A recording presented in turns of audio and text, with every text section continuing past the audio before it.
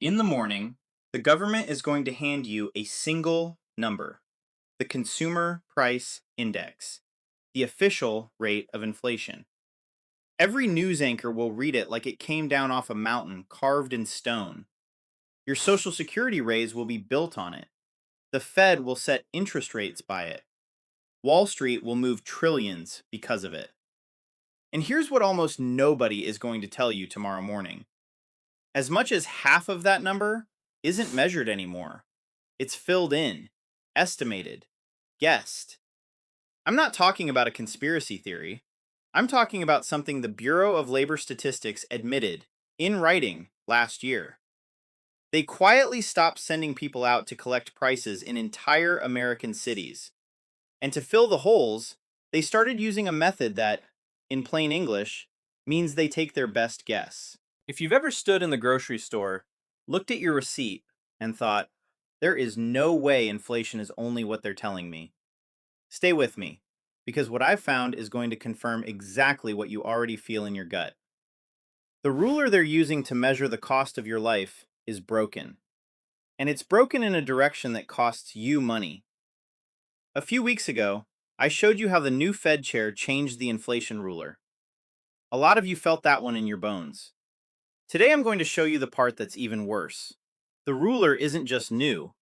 Half of it is now filled in with guesses. Let me break it down.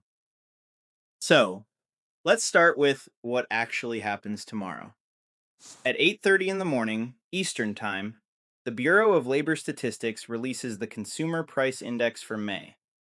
One number, headline inflation, year over year. It came in at fill in the real May CPI percent, and within minutes, that number runs the country. Your Social Security cost of living adjustment, the raise you get next year, is calculated off this index. The Federal Reserve uses it to decide whether your savings account pays you anything or nothing. Landlords peg rent increases to it. Pension adjustments run on it. Even the brackets on your taxes move with it. So this isn't some academic statistic for economists to argue about on TV. This number is the ruler that decides how much of your money keeps its value and how much quietly disappears. Now here's the fear, the thing that should bother every single person watching. We have all been told for our entire lives that this number is measured, that there's an army of government workers walking into stores, writing down real prices on real shelves in real cities. That's the deal. That's why we're supposed to trust it. That deal is breaking, and most people have no idea. Last year, the Bureau of Labor Statistics, facing budget pressure and a staffing crunch, announced it was cutting back on how much price data it actually collects. Not a little. In some American cities, they stopped collecting prices entirely. Buffalo, New York, Lincoln, Nebraska, Provo, Utah.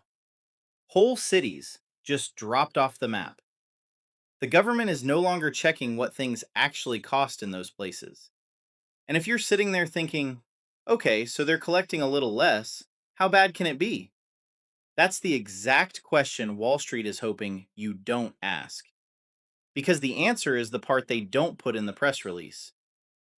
Let me explain how this actually works. Because once you see the mechanism, you can't unsee it. When a government price checker can't get a real price, the store stopped reporting, or nobody went to that city, or the item's out of stock, the Bureau doesn't just leave a blank. It can't.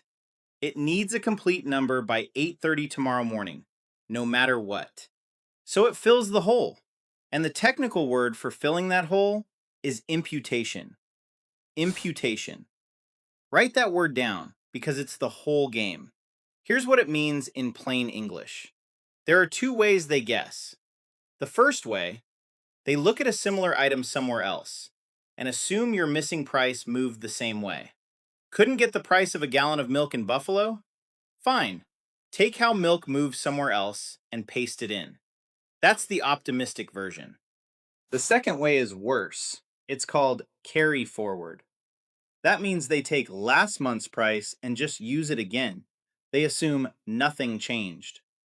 In a world where you and I both know prices only move one direction, assume it didn't change is the same as quietly pretending the inflation in that item didn't happen. Now, here's the number that stopped me cold when I dug into this. Researchers who went through the data found that in the past year, roughly half of the prices feeding into the consumer price index were imputed, filled in, not directly observed. Half. So when that anchor reads you the inflation number tomorrow morning like it's a hard fact, understand what you're really hearing. You're hearing a number where, give or take, one out of every two prices behind it was an estimate, a like kind guess, or a carry forward. And it gets one layer deeper because I want you to have the full picture. Remember the government shutdown last fall? When the funding lapsed, the Bureau couldn't even collect the housing survey for October.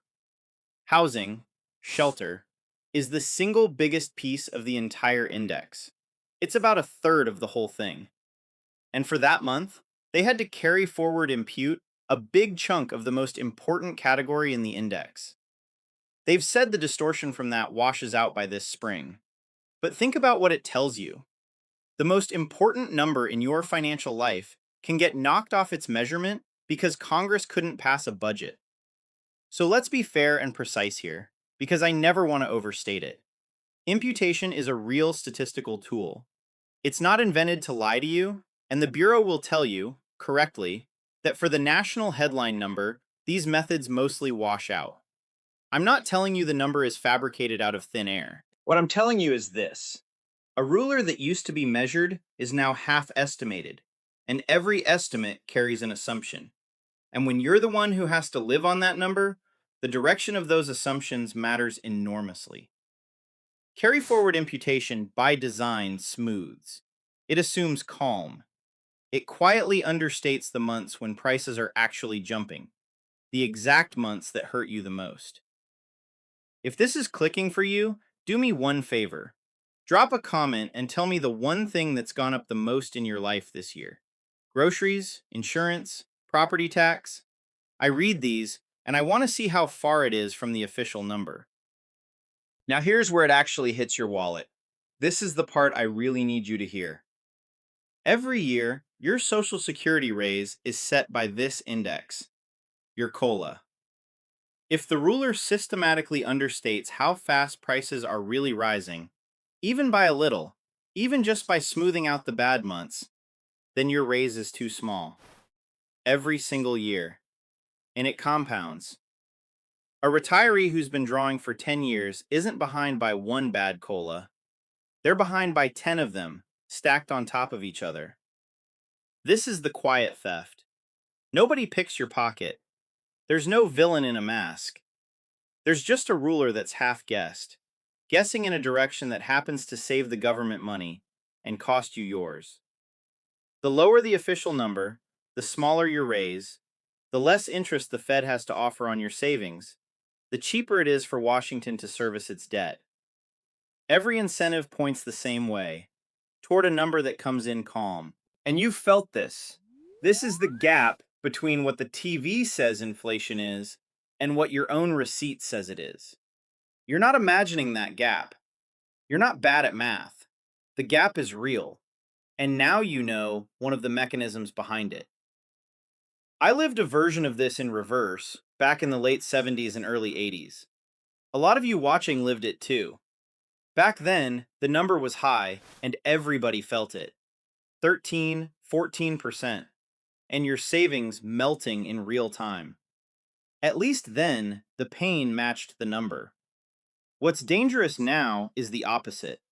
The pain is real, but the number stays polite. A polite number is how they keep you from getting angry while your purchasing power leaks out the bottom. So what does the money actually do when you realize the official measuring stick is half-guessed and biased toward calm? It goes looking for things that can't be imputed. That's the whole move. People who understand this stop trying to win inside a system measured by a broken ruler, and they start moving a piece of what they've got into assets that don't depend on anybody's estimate to hold their value. Hard assets. Things with a fixed, countable supply. That's why you've watched gold quietly hit record after record. That's why, and I've walked you through this before, a slice of the smart money has moved into Bitcoin, not as a gamble, but as the one ledger where the supply is fixed and nobody gets to impute more of it into existence. I'm not telling you to run out and buy anything tomorrow. That's not what this channel does. I'm telling you to understand why the money moves the way it does, so the next time the official number comes in calm and your gut says otherwise, you trust your gut and you understand the people quietly repositioning aren't paranoid. They just read the footnotes. So here's what to actually watch. 3 signals, starting tomorrow morning. 1. When the number drops at 8:30, don't just look at the headline rate. Look at the shelter component, housing. That's the biggest piece. It's the most heavily imputed lately, and it's where the smoothing hides. If shelter looks suspiciously calm, while your own rent or property tax is climbing, you're watching imputation in real time. 2. Watch how the media reports it. I'll bet you money that not one mainstream anchor tomorrow says the word imputation. Not one mentions that the collection got cut. If the number is treated as flawless gospel, you'll know the gap between the official story and reality just got a little wider. 3. Mark your calendar for next week, June 16th and 17th. The Federal Reserve meets, the new chairs meeting, and they're going to set the path for interest rates using exactly this number as their justification. A number that's half estimated is about to decide what your savings earn and what your borrowing costs. I'll be breaking that meeting down the moment it happens. The action here isn't complicated, and it isn't buy this thing. It's this. Stop outsourcing your sense of reality to a number that's been quietly hollowed out. Trust your receipts. Watch the footnotes, not the headline. And position the part of your wealth that you can't afford to lose into things that don't depend on a government estimate to stay valuable. Here's the one thing to take with you. The inflation number was never neutral, and now it's not even fully measured. Half of it is a guess, and the guess leans calm. And calm is exactly what costs you your raise, your savings rate, and your purchasing power year after year. You're not crazy. The gap between the official number and your real life is real, and now you know one of the reasons why. I dropped a deeper breakdown of how to protect your purchasing power in a high imputation, low trust environment in the description below. It goes further than I can in one video. And next week, I'm covering the Fed's June meeting live. The new chair's first real move built on this exact number and what it means for your money. You will not want to miss that one. Subscribe so it lands in your feed the moment it's up. I'll see you in the next one.